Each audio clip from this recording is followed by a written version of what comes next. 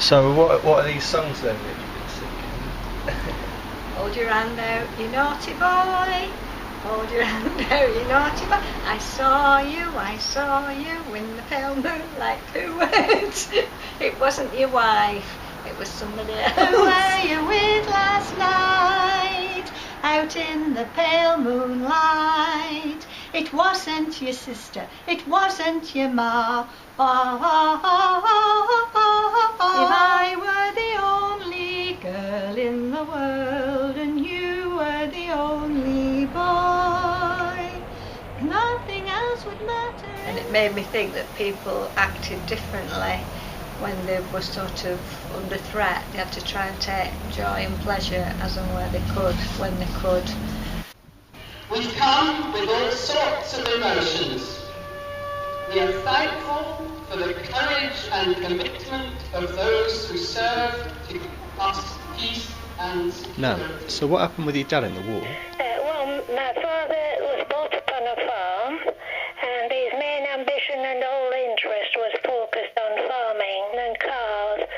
But he was like a dealer, really, dealing in cars, dealing in everything, anything to raise money. That was his lifestyle. I mean, he didn't go in the army as a career.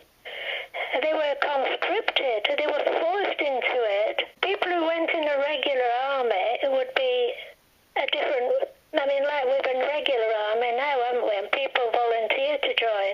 But as the war then, they were just taken from wherever they were, come what may.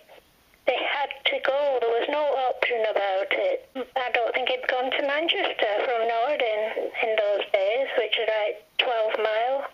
Goodbye, Dolly, I must leave you, though it breaks my heart to go. Something tells me I am needed at the front to fight the foe. Goodbye, goodbye, wipe the tear, baby dear, from your eye. Though it's hard to part, I know I'll be tickled to death to go. They shipped him over to France, where his first job was burying all these injured soldiers, well, dead soldiers, of course, and trying to face up to dealing with death. First time in his life, really. He had to start taking different labels off them so the relatives could possibly be notified. You know, it was a horrific thing to go into when you're only 18. And then training began, I think, for actual fighting. And they were sent into Mesopotamia, and it was down in the, you know, these little tunnels they have. What do they call it? In the trenches, yeah. He was short, and I think it must have been a bit of a help, because a lot of men would be shooting and be shot in the head, because if their heads came above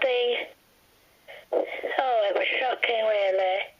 So the people were dropping all round him, but he'd already got used to what he had to do with it, drag the bodies to one side, where they, dreadful.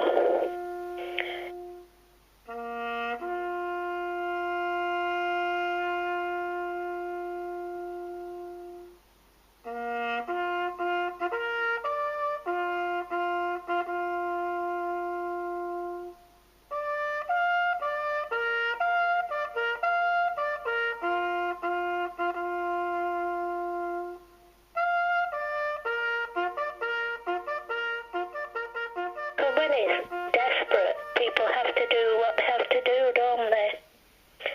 But a lot of great sadness occurred because a lot of dads didn't come back, so children never knew the dad and things like that, which was life-changing,